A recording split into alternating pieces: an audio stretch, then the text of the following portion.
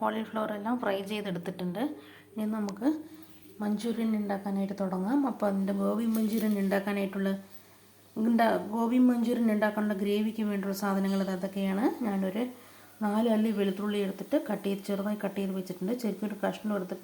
ചെറിയൊരു കഷ്ണം ഇഞ്ചി എടുത്തിട്ട് അതും കട്ട് ചെയ്ത് വെച്ചിട്ടുണ്ട്. ഒരു മീഡിയം സൈസ് സവാള ചെറുതായി കട്ട് ചെയ്ത് വെച്ചിട്ടുണ്ട്.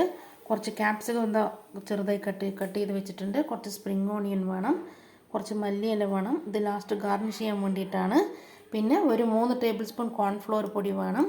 പിന്നെ ഒരു 1/2 ടീസ്പൂൺ കുരുമുളക് പൊടിയും 1/2 ടീസ്പൂൺ ഉപ്പും വേണം. പിന്നെ ഒരു 1/4 ടീസ്പൂൺ കാശ്മീരി മുളക് പൊടിയും 1/4 ടീസ്പൂൺ മഞ്ഞൾപ്പൊടിയും വേണം.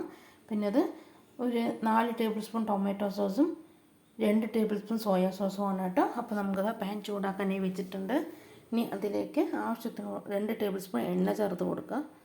2 ടേബിൾ സ്പൂൺ ഓയിൽ ചേർത്ത് കൊടുത്തിട്ടുണ്ട്. ഇനി ചൂടായി വന്നതും ഇതിലേക്ക് നമ്മൾ ഈ കട്ട് ചെയ്ത് വെച്ചിരിക്കുന്ന ഇഞ്ചിയും വെളുത്തുള്ളിയും ചേർത്ത് കൊടുക്കുക.